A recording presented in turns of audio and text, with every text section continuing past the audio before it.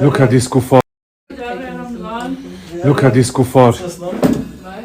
Everybody's on Ramadan. I know, I actually feel bad for eating. And this I'm going to have to put this away, ain't I? this guy's stuffing his face. This This guy he just sat here stuffing his face.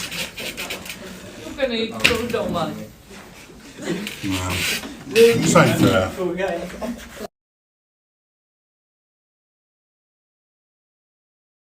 Yes, it's Ramadan, and as you can see, the kuffar over there eating, disgusting his lunch in front of the proud Muslims.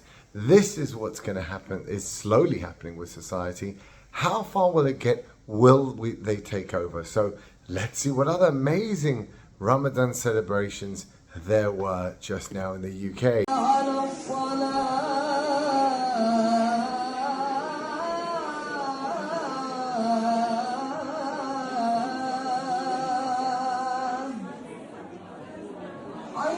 Those pictures in the background, what they must be thinking is just beyond. I don't know what to say. Now, it is common for religions, by the way, to be celebrated. The diversity is strength rubbish that we go through. So you'll have Diwali or Hanukkah celebrations. That's common. So I don't think that's such a bad thing.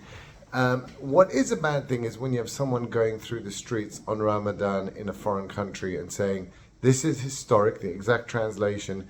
Can you believe it? We're not in Algeria. This is Lyon, France. And look at how we've taken over. La famille, c'est très très difficile à croire, hein. Mais là, non, nous ne sommes pas en Algérie. Nous sommes à Lyon, là. Là, vous êtes à Lyon.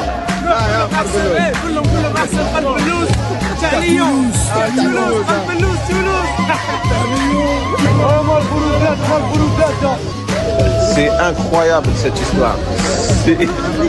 C'est historique ce qui se passe.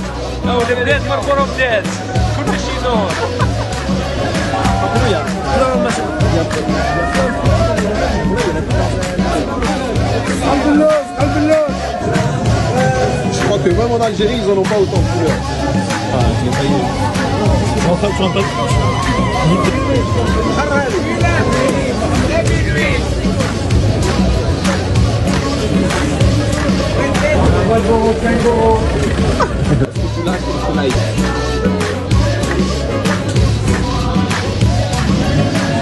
Probably most sad in the UK. So we've got the Ramadan in Parliament.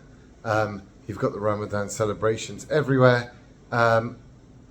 It's the fact that Oxford Street, the main street there, got rid of Xmas years ago. It's now winter holidays or something like that. Very pluralistic. We don't want to offend anyone.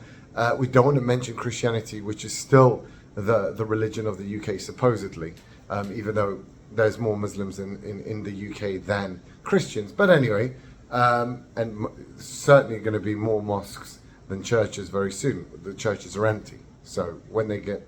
Anyway, so those lights during Xmas aren't allowed to be called that.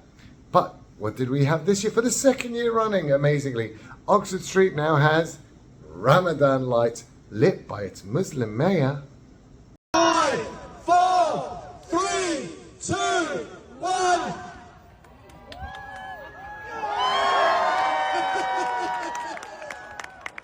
Absolutely. So we see they're sweeping through and they are conquering. Now, will they eventually take over?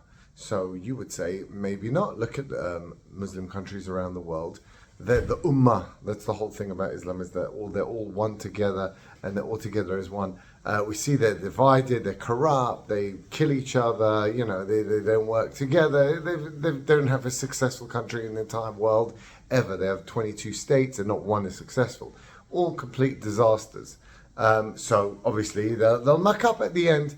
So this is why I think that's not going to happen in this case. I think they will take over.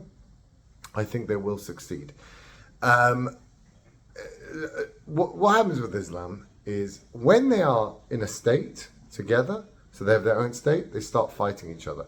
When they are in a host country, they do take over. They do work together. They are brotherly. They are working together. When a Pakistani comes to England who can't even speak English, don't worry, the mosque really does help them out. It really, tells them how to work the benefit system, how to steal all the money, how to get their second wives over, how to bring in their cousins, how to bring it helps them. It's a central point, and it will help them bring other people over. It really does help each other. I saw it, one time I was actually in York, and I crashed a Porsche, a blooming Porsche. And the guy was just there, right there. So I was like, oh my gosh, I just hit a Porsche. This is going to be thousands of pounds. And because of my beautiful Arab looks, I'm not Arab, I started saying the few words in Arabic that I knew, wallah, things like that. I don't know. And the guy really thought I was Muslim. And I gave him 200 quid for something that he could have taken thousands for sure. And I go, shukran, thank you very much. And he was like, yeah, don't worry, brother, yeah, the ummah, whatever, I don't know. And I left. And basically, he like respected, we're both Muslims supposedly. And I got away with it, It would have cost me, if he could have hit me for thousands of pounds. He had my number plate, he could have done it afterwards as well. And he didn't do it.